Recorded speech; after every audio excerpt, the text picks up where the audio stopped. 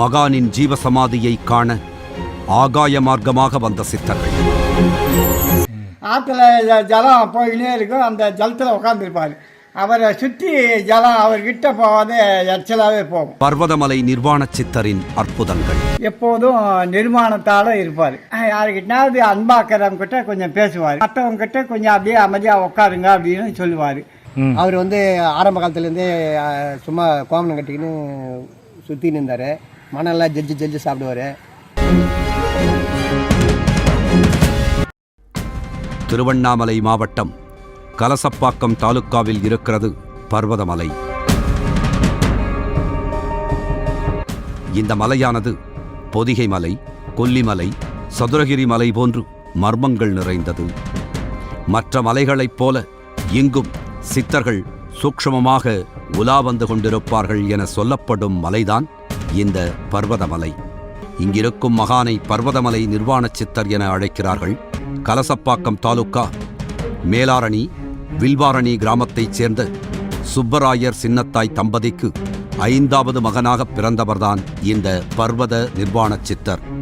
1912ஆம் ஆண்டு பிறந்த இவருக்கு பெற்றோர் இட்ட பெயர் பர்வதம். இங்கே அவருடைய பூர்வீகம் இங்கே தான், வில்வாரணியா தான். அதனால் இவருக்கு இங்கே சமாதி வச்சு சித்தருக்கு வருஷம் குரு பூஜை நடத்தின்னு இருக்காங்க. சாமிகள் பெரும்பாலான நேரத்தை அருகில் உள்ள பர்வதமலையில்தான் செலவிட்டுள்ளார். சாமிகள் சட்டை அணிய மாட்டார். அதே நேரம் காடா துணி ஒன்றை இடுப்பில் கட்டியிருப்பார். டீ காப்பி விரும்பி உண்ணுவார் என்கிறார்கள். அவர் அணிந்த காடா துணி காலம் செல்லச் செல்ல சிறியதாக மாறியது. கொஞ்ச காலம் துண்டு மட்டும் அணிந்த சாமிகள் பின்னர் அதையும் தூக்கி எறிந்துவிட்டு கோணிப்பை ஒன்றை இடுப்பில் சுற்றி கொண்டார். அதன் பிறகு வைக்கோலை கையில் வைத்துக்கொண்டு திரிந்திருக்கிறார். ஆனால் காலப்போக்கில் எது நிரந்தரமோ அப்படியே சுற்றத் தொடங்கினார். எப்போதும் நிர்மாணத்தால் இருப்பார். அவர் ஆரம்ப காலத்துலேருந்தே சும்மா கோமனம் கட்டிக்கின்னு சுற்றி நின்றார். மணல்லாம் ஜெல்ஜி சாப்பிடுவார். எங்கே பார்த்தாலும் அப்படியே நிர்மாணத்தாத்தான் சுற்றி வருவார். அவங்கவுங்க கையை கும்பிட்டு வணங்குவாங்க. அவருக்கு இங்கே நம்ம கோயிலுக்காக வந்தால் டீ கேட்பார். நம்ம நட்சத்திர கோயிலில் அவருக்கு டீ வாங்கி கொடுப்போம். அப்புறம் கூட உட்காருங்க பெஞ்சு மேலேன்னுவார். கூட அவர் பக்கத்தில் உட்காருவோம். அப்புறம் டீ சாப்பிட்டு கொடுத்த பார்த்து அப்புறம் கிளாஸு கொஞ்சம் கொடுத்து நான் காசு கொடுத்து வருவோம். அப்புறம் அப்படியே இங்கேருந்து நம்ம கலசுவாக வரைக்கும் அப்படியே துணி மூட்டையெல்லாம் தோலில் மாட்டிக்கின்னு அப்படியே போவார். அங்கே கலசப்பாக்கத்துலேயும் போய் உட்காருவார். அங்கே எல்லாம் டென்ஷன் ஆகுதுன்னு கூட சொல்லுவாங்க அவங்க. அப்படி சொல்லும்போது ஒரு காட்டுக்காக கூட விட்டு வருவார். மறுபடியும் அந்த காட்டிலேருந்து அவங்க வரத்துங்காட்டி அவர் இங்கே கலசப்பாக்கத்தில் வந்துருப்பார். அப்படி சக்தி வாய்ந்தது. இரவு நேரத்தில் சாமிகள் இதே ஊரில் உள்ள முருகன் கோவில் மண்டபத்தில் தங்குவார். அப்போதுதான் அவரது உண்மையான ரூபத்தை சிலர் கண்டார்கள். இரவில் தனிமையில் நீண்ட நேரம் தவம் இருப்பதை வழக்கமாக வைத்திருந்தார். அப்போது சாமிகள் அந்தரத்தில் மிதந்து தியானம் செய்வதை பார்த்திருக்கிறார்கள். இதன் பின்னரே அவரை மக்கள் சித்தர் என அழைக்கத் தொடங்கினர். எவரிடம் அவருக்கு பிரியமோ அவர்களிடம் மட்டும் உணவு கேட்டு வாங்கி உண்டு வந்த சாமிகள் இறைப்பற்று இல்லாதவரிடம் எதுவும் கேட்க மாட்டார். எப்பொழுதாவது யாராவது வற்புறுத்தினால் புகைப்பார். கையால் மணலை சலித்து உண்பார். கற்களையும் கூட கற்கண்டு போல மெல்லுவார். இவருக்கு உணவு கொடுப்பவர்கள் வீடு சுபிட்சமாக இருக்கும்.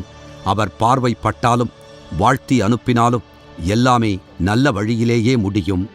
அதிசயம் அன்றாடம் நடந்து வந்தது. இவரை தரிசித்தவர்கள் நலமோடு வாழ்ந்தார்கள். அவரது ஆசையை பெற்றவர்கள் வளமோடு உயர்ந்தார்கள். அவர் அப்படியே நிதானமாக அப்படியே வீதிகளில் அப்படியே சுற்றி வருவார். இல்லைன்னா எங்கனாவது ஒரு இடமா அப்படியே உட்காருவார். ஆமாம், அமைதியாக உட்காருவார். நீங்கள் நிர்வாண சாமிகளை சந்திக்க வந்த மக்கள் தங்கள் குறைகளை தீர்த்து வைக்க வேண்டும் என்று வேண்டி நின்றார்கள். அவர்களின் குறைகளெல்லாம் நீங்கியது என்கிறார்கள். ஆற்றுல ஜலம் போயினே இருக்கும், அந்த ஜலத்தில் உட்காந்துருப்பார். அவரை சுற்றி ஜலம் அவர்கிட்ட போகாத எச்சலாகவே போகும். 82 ஆண்டுகள் வாழ்ந்த பர்வதமலை நிர்வாண சித்தர் 1994ஆம் ஆண்டு பங்குனி மாதம் சதய நட்சத்திரத்தில் சிவனுடன் ஐக்கியமானார்.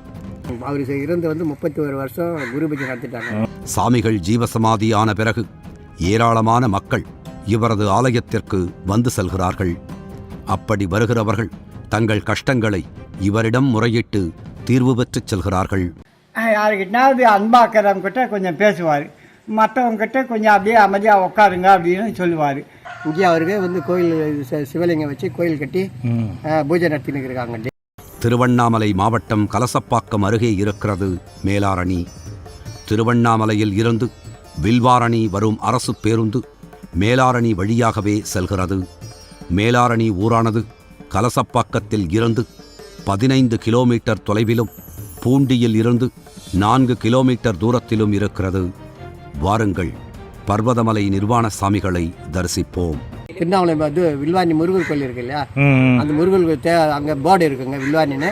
அதை வழியா வரலாம், 1 கிலோமீட்டர் வரணும் எங்கள் ஊருக்கு வரதான் தான். பைபாஸ் ரோட்லேருந்து வேலூர் டு சங்கம், போலூர் டு சங்கம் போகிற பைபாஸ் ரோட்டில் வரலாம்.